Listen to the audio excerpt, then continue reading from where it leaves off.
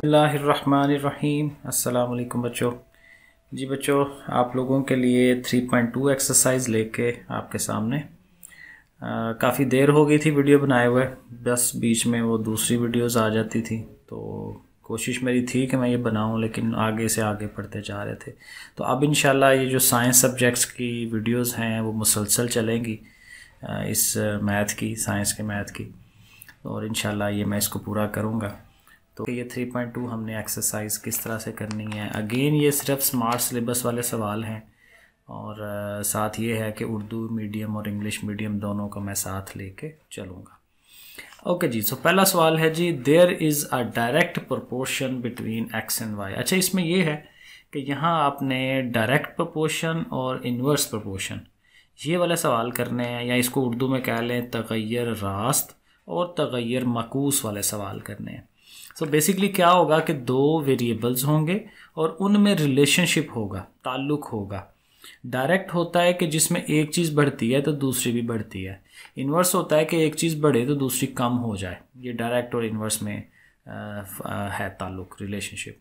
बाकी सवाल बहुत इजी हुआ करेगा। देखें क्वेश्चन हल कैसे होना है, ये असल बात है। ये आप ज़रा देखें कैसे करेंगे। अब चाहे आप इंग्लिश मीडियम या उर्दू मीडियम में, सवाल तो ऐसे ही होना है, तो उसमें कोई परेशानी नहीं होनी चाहिए आपको। सवाल देखें। अब देखें जी, y और x इनका दरमियान जो रिलेशनशिप है ये डायरेक्ट प्रोपोर्शन है। ये डायरेक्ट प्रोपोर्शन का सिंबल होता है, ऐसे करके अल्फ़ा बनाया जाता है, ठीक है। और इसको हम तगय्यर रास्त भी कहते हैं कि दोनों में रास्त तनासब है इनमें। अच्छा, अब इसमें होता ये है कि हमने इसकी जगह पे बराबर का निशान लगा देना है, इक्वालिटी साइन लगाना है, और जब ये लगाते हैं तो साथ के खुद से लिखते हैं। ये चीज़ ध्यान रखनी है आपने कि जब भी ये चीज़ ख़त्म करवाएंगे, आप ये सिंबल ख़त्म कराएंगे, तो आपने बराबर का निशान लगाना है और के साथ लाजमी लिखना है। हर सवाल में ऐसा ही होना है, ठीक है। अब मेन हमारा काम क्या होता है कि हमें इस के की वैल्यू को फाइंड आउट करना होता है। अब ये के कैसे फाइंड आउट होगा? जब हमें ये एक्स और वाई की वैल्यूज़ का पता होगा, और वो उसने सवाल में दी होती हैं, लाजमी दी होती हैं। यहाँ देखें, y की वैल्यू उसने 8 दी हुई है और x की वैल्यू 2 दी हुई है, तो ये आप उनमें पुट कर दें। तो y की जगह पे 8 लिख दिया, y की जगह पे 8 लिख दिया, x की जगह पे 2 लिख दिया। अब k की वैल्यू फाइंड करनी है, k को अकेला करें, तो 2 को उठा के उधर ले जाएंगे। 2 इधर मल्टीप्लाई हो रहा है, उधर जाके डिवाइड करेगा, तो 8/2 करेंगे तो k की वैल्यू 4 आ गई। इस k की वैल्यू को दोबारा उसी एक इक्वेशन में पुट करें, y is equal to k x, तो y is equal to 4x। तो देखें हमने y is equal to 4x उसको बना दिया। इसको इक्वेशन नंबर 2 कह लें, वो ऊपर वाली 1 थी। अब यहाँ से फर्दर भी वो काम करवाता है। अब देखें, ये एक रिलेशनशिप बन गया, ताल्लुक बन गया x और y का। अब यहाँ पे इस इक्वेशन में अगर x की वैल्यू पता हो तो हम y निकाल सकते हैं, और y की वैल्यू पता हो तो हम x निकाल सकते हैं। यही काम वो हर सवाल में करवाएगा। तो ये एक आध सवाल आपको अगर समझ आ जाता है तो समझें कि आपको बाकी सारे सवाल आ जाते हैं। सो बहरहाल, अब यहाँ उसने क्या कहा है, फाइंड x मालूम करें। अगर y की वैल्यू 28 दी हुई है तो हमने y की जगह पे 28 लगा देना है, वैसे ही आ जाएंगे। तो देखें, अब ये चूँकि x को अकेला करना है, x को उठा के उधर ले जाएं, गलत कह रहा हूँ मैं कि 4 को उधर लेके जाना है, क्योंकि x की वैल्यू तो फाइंड आउट करनी है ना। तो x को अकेला करेंगे, 4 को इधर लेके जाएंगे, डिवाइड में चला जाएगा, 4 से उसको डिवाइड कराएंगे तो 7 आंसर। तो x की वैल्यू 7 आ गई। ओके, एक और सवाल, अभी सॉरी इसका एक और पार्ट है, क्योंकि ये हमने इक्वेशन बनाई है ना, y is equal to 4x। अब वो क्या करेगा कि अब वो x की वैल्यू दे देगा और कहेगा y फाइंड करें। तो ये ओके जी, तो क्वेश्चन नंबर 2 पे चलते हैं। अब ये क्वेश्चन नंबर 2 आ गया, बिल्कुल वही पैटर्न होगा, वैसे ही करना है। देखें जी, y और x का डायरेक्ट रिलेशनशिप है, हमने उसकी जगह इक्वल टू का साइन लगाया, k लगा लिया। फिर वही बात कि x और y की वैल्यूज़ का हमें पता होना चाहिए। तो ये उसने दी हुई है क्वेश्चन के अंदर कि x की वैल्यू 3 है और y की वैल्यू 7 है। ये कॉमन है, ये क्वेश्चन नंबर 2 का हम 2 पार्ट कर रहे हैं, क्योंकि यही स्मार्ट सिलेबस में। तो y की जगह पे हम 7 लिख देंगे, x की जगह पे 3 लिख देंगे। फिर वही पैटर्न होना है, 3k से मल्टीप्लाई हो रहा है, 3 जाके डिवाइड कराएगा, k की वैल्यू 7/3।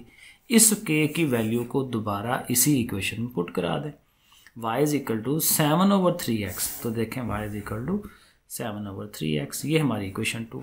अब इस रिलेशनशिप से हम एक्स की वैल्यू या वाई की वैल्यू दोनों निकाल सकते हैं। पहले उसने कहा एक्स फाइंड करें जब y इज इक्वल टू 35 है, y की जगह पे 35 7/3 x। अब 7/3 ने उधर जाना है तो 3 ने जाके मल्टीप्लाई होना है क्योंकि ये डिवाइड हो रही है। 3 35 105 और 7 उधर सीधा है, 7 अब इधर ओवर में आ जाएगा और जब 7 ने ओवर में आना है तो 7 ने फिर उसको डिवाइड करा देना। ठीक है जी, तो 7 जब डिवाइड कराएगा तो वो 15 आंसर आ जाएगा। तो ये हो जाएगा हमारा कि x की। अब वो कहता है कि y फाइंड करें और x की वैल्यू 18 है, तो कोई बात नहीं, वही equation y is equal to 7/3 x वाली लेनी है और x की जगह पे 18 लगा देना। अब 3 से 18 कटेगा, 3 6 जार 18 और 7 6 जार 42, तो y की वैल्यू आ जाएगी 42। तो ये देखें क्वेश्चन नंबर 1 भी वही था, 2 भी वही है और ये सारे सवाल वही हैं। तो अगर आप ये 1-2 सवाल अच्छी तरह तैयार कर लेते हैं तो आपको सारे सवाल आ जाने चाहिए। अब देखें जी क्वेश्चन नंबर 5, अगर v और r क्यूब में ये रिलेशनशिप है और v की वैल्यू दी हुई है, r की वैल्यू भी दी हुई है, तो बस इतनी इंफॉर्मेशन से आप हल करना शुरू कर दिया करें। इस चीज़ को लिखें, नीचे लिख दिया, वही बात इक्वल टू का साइन लगा, k लगा और फिर वही कि v की वैल्यू और r की वैल्यू पुट कर दी।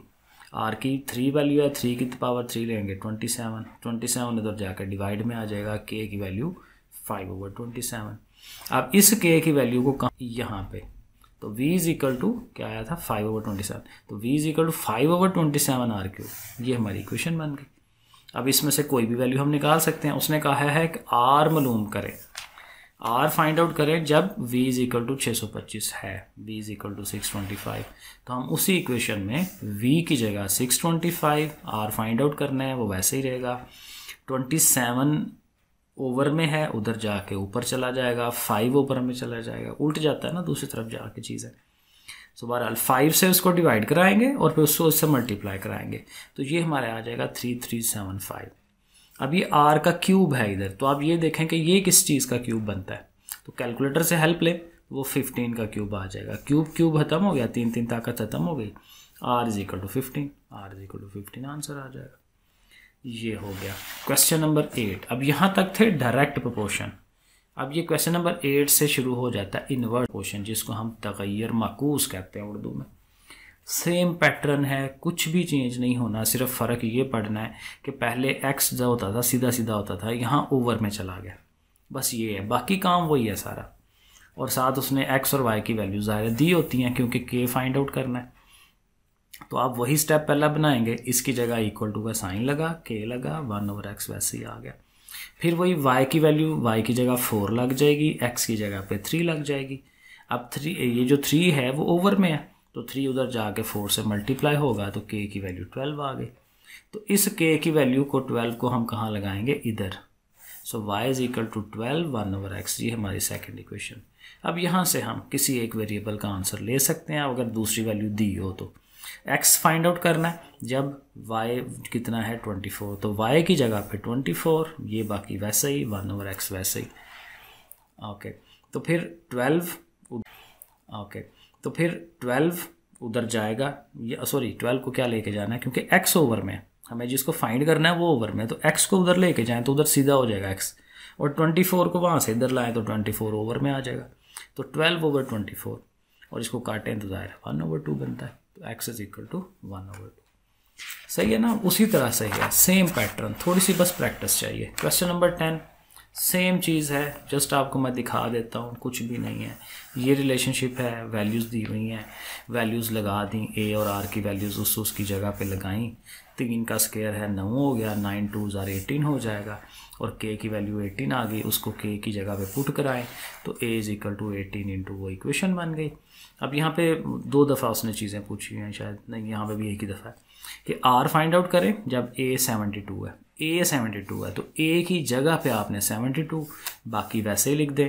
अब फिर वही बात, r ओवर में है, इस जाए 72 को इधर ले आए, तो 72 जब इधर आएगा तो ओवर में आ जाएगा 18/72, ठीक है। और इसको आप कटवाएं तो 1/4, और 1/4 आपको पता है 1/2 का स्क्वायर होता है, तो चूंकि आप एक किस्म का एक दोनों तरफ अंडर रूट ले रहे हैं तो इसलिए +-1/2 लिखेंगे। अंडर रूट इसलिए लेते हैं ना, स्क्वायर है, स्क्वायर को ख़त्म करने के लिए अंडर रूट लेते हैं।